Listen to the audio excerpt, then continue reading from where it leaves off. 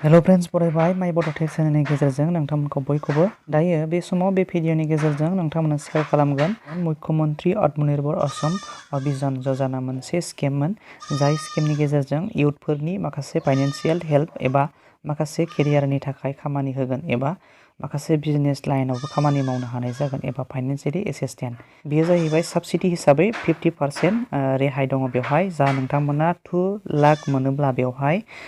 1 लाखखौल' नोंथांमोनहा सुख'नांगोन बिनिफ्राय 5 लाख मोनोब्ला 2.5 L खौल' सुख'नो नांगोन आरोना बेवहाय जोबोद रेहाय दङ नोंथांमोनहा जोबोद मोजां आरो बे भिडिअनि गेजेरजों नोंथांमोननो शेयार खालामगोन जेराव आं सिगाङाव बे स्किमनि बागै भिडिअ लाबोदोंमोन नालाय दासिमाव जोबोद गोबाव जाबाय नोंथांमोननि थाखाय बे भिडिअनि सोमोन्दै एबा बे स्किमनि सोमोन्दै जेबो आपडेट लाबोयैया दायो बेनि एप्लाइ प्रसेसआ दासिमबो सोलिगासिनो दङ नोंथांमोना कमेन्ट खालामदोंमोन जे जाय नोंथांमोना रेजिस्टार खालामाखैमोन एप्लाइ खालामनो हागोन ना हाला बेफोरबायदि बुंनानै आरो बेफोरबायदि कमेन्ट खालामबावदोंमोन जाय नोंथांमोनहा माने लास्ट डेटआ फैबाय नामा एप्लाइ खालामनो हागोन ना हाला बेफोरबायदि माखासे साननानै नोंथांमोना एप्लाइ खालामनो सोंहरदोंमोन नोंथांमोना बे भिडिअनि गेजेरजों बुजिनानै लानो हानाय जागोन दायो बे स्किमा जाहैबाय 2L आरो 5L मोन आरोना नोंथांमोनहा बेहाय नुनो मोनदों बेहाय जोङो नुनो मोनो 2 इयार्सनि गेजेराव माने 2L खौ कमप्लिट खालामनानै होगोन आरो जे फार्स्ट इयाराव नोंथांमोना मा नामदों 1 लाख मोनगोन 23 निफ्राय 24 इयारनि गेजेराव 2023 निफ्राय 2024 नि गेजेराव 1L मोननाय जागोन बेनिफ्राय 2024 निफ्राय 2025 नि गेजेराव 1L मोनगोन प्लास टटेल माने 2L मोननाय जागोन बेनिफ्राय 5L नि माखासे क्राइटेरियाया बेलेग जागोन लोगोफोर बेहाय माखासे क्राइटेरियाया माबायदि जों बेफोरखौ बे भिडिअनि गेजेरजों आरोबाव फिन खनसे मिथिनानै लाबावगोन बेवहाय जोङो नुनो मोनदों बेवहाय नेम अफ अर्गेनाइज बेहाय आसाम गभर्नमेन्टजों अर्गेनाइज खालामजानाय एबा जाय CM बिथाङानो बे माखासे नटिफिकेशनफोरखौ एनाउन्स खालामनाय जादोंमोन माखासे प्रेस मिटनि गेजेरजोंबो आरो अफिसियेलि आपडेट होनानै दायो बेवहाय टारगेट बेनिफिसियारि हिसाबै 2 लाख बेनिफ्राय स्किमा फाइनेंशियल एसिस्टेंट हिसाबै आरोना रांनि बेयो मोनसे स्किम बेहाय फाइनेंशियल इयारा जों दहाय नायखांखाबाय बेनिफ्राय 2023 निफ्राय 24 बेवहाय 1L मोनगोन बेनिफ्राय आरोबाव 2024 निफ्राय 2025 सिमाव आरो 1L टटेल 2L जों मोननाय जागोन बेनिफ्राय 5L निबो स्किम दङ बेवहाय 5L आ जाहैबाय गुबुन गुबुन क्राइटेरिया दङ बेनि क्राइटेरियाया बेलेग जागोन बेहाय जोङो एनि ग्रेजुवेट नोंथांमोनाबो मोननो हानाय जागोन नाथाय माखासे स्किल्सफोर थादेरनांगोन बेनि माखासे लान्च डेटआ जाहैबाय 2023 नि 23 सेप्टेम्बराव बे स्किमखौ CM बिथाङा लन्च खालामनाय जादोंमोन बेनिफ्राय जोङो गाहाय फारसे नायनोसै बेनि माखासे क्राइटेरिया जों बेफोरखौबो नायनानै लागोन एबा मिथिनानै लागोन क्राइटेरिया हिसाबै जोङो एज लिमिटआ जाहैबाय 28 जानांगौ 28 इयार्सनिफ्राय आप टु 40 इयार्ससिम नोंथांमोनहा मोननो हानाय जागोन जे जाय नोंथांमोनहा 2023 नि एप्रिलनि 1 थारिख एबा 1 थारिख एबा 1 अक्ट'आवनो नोंथांमोना 28 एज जानांगोन आरोखि ना 28 इयार्स माने 28 बोसोर जानो नांगोन अब्लासो नोंथांमोनहा बेवहाय एप्लाइ खालामनायनिफ्राय हाजेनगोन आरोना बेनिफ्राय एज रिलेक हिसाबै नोंथांमोनहा मा होनना बुंदों ST SC OBC नोंथांमोनहा 3 इयार्स एग्जामसन रेहाय दङ माने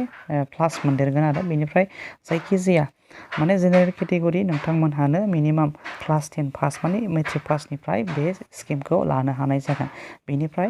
जों ST SC बिथांमोनहाबो एबा नोंथांमोनहाबो माने क्लास 10 पासनिफ्रायनो एबा मेट्रिक पासनिफ्रायनो आप टु डिग्री लेभेलसिमबाबो जेसेबांखि हाई क्वालिटि नोंथांमोनहा क्वालिफिकेसन दं मानो नोंथांमोना लानो हानाय जागोन दानिया जों बेवहाय बेंक एकाउन्ट हिसाबै जों नायोब्ला बेवहाय मा होनना बुंदों बेंक एकाउन्टआ अलरेडि डिसेम्बर 31 2023 निनो बे समावनो नोंथांमोना अपेन खालामनानै लाखानाय जानो नांगोन आरोना बेनिफ्राय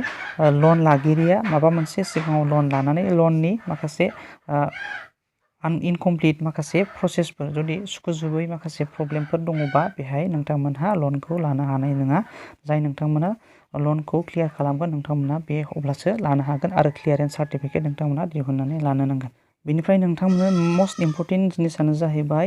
एमप्लयमेन्ट एक्सचेन्ज कार्ड नांगोन। बेनि गेजेरजों नोंथांमोनहा जब दङ एबा गैया बेनि माखासे प्रुफखौ मोननाय जागोन बिथांमोनहा। जाय नोंथांमोना जब होसोगासिनो दङ ना, नोंथांमोना जब होसोदोंब्ला नोंथांमोना बे लनखौ लानो नाङा। जाहाथे बे लना जुदि एप्रुभ जायोबा नोंथांमोननि जबाव माने एक्सेप्ट खालामजानाय नङा आरोना, नोंथांमोना जब होनाय नङा। बेनि थाखायनो नोंथांमोना जायफोर जब नागिरगासिनो दं रानिं, नोंथांमोना बे लनखौ लायाब्लानो मोजां जागोन, एबा जायफोरनाखि स्टुडेन्टस। दानिया बे लनखौ जोङो माबोरै मोनगोन एबा माखासे सेक्टरनि सायाव बे लनखौ एप्लाइ खालामनो नागिरदों, बेयो जाहैबाय लननि माखासे सेक्टराव थानाय गासै बे सेक्टरखौ लानानै बिथांमोना लनखौ होनाय जागोन, एबा बेनि सायाव माखासे स्किल्स ट्रेनिं नोंथांमोना होनो नांगोन, एबा बे स्किल्स ट्रेनिंखौ सोलिफुनाय समावनो 10,000 पार मान्थ नोंथांमोना बेथन मोननो हागोन आरोना।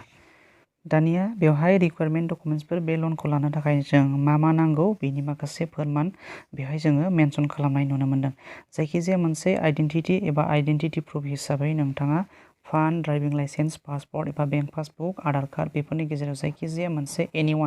मोनसे प्रुफ दङब्लानो जागोन। बेनिफ्राय रेसिडेन्स एड्रेस हिसाबै नोंथांमोनहा बेवहाय मोनसे नांगोन इडुकेसनेल सार्टिफिकेट नांगोन बेवहाय नोंथांमोना। बेनिफ्राय एमप्लयमेन्ट एक्सचेन्ज कार्ड, बेनिफ्राय नोंथांमोनहा बेंक पासबुक, पान कार्ड बेफोरखौ नांथारगोन आरोना। दायो जोङो बेवहाय बेनि एप्लाइ टाइम जोङो 23 सेप्तेम्बराव जोङो बेखौ लान्चबो खालामदोंमोन, एबा बे समनिफ्रायनो माने एप्लाइनि प्रसेसा रेजिस्ट्रेसना जादोंमोन आरोना, जाजेनदोंमोन। बेनिफ्राय रेजिस्ट्रेसना 7 नभेम्बरसिम जादों आरोना। 7 नभेम्बरनिफ्राय जानानै जोङो मा खालामनो हादों, अनलाइन एप्लिकेसनखौ जोङो 8 डिसेम्बरनिफ्राय खालामनो हानाय जादों। जे नोंथांमोना कमेन्ट खालामदोंमोन रेजिस्ट्रेसन खालामाखैमोन आङो एप्लाइ खालामनो हागोन ना हाया होननानै, बेनि क्लियारा दङ बेवहायनो। नोंथांमोना एप्लाइ खालामनो हायो। जाय नोंथांमोनहा रेजिस्टार खालामालासिनो एप्लाइ खालामनो सानदों आरो गासैबो डकुमेन्ट्सफोरा रेडि, नोंथांमोनहा एप्लाइ खालामनो हागोन 2024नि जानुवारि 21 डेटसिम बियो थाबाय थागोन आरोना। अब्ला नोंथांमोना बेखौ एप्लाइ खालामनानै लानो हानाय जागोन। अब्ला लोगोफोर, थेंक इउ फर वाचिं। लोगोफोर, नोंथांमोना निस्सय बुजिबाय।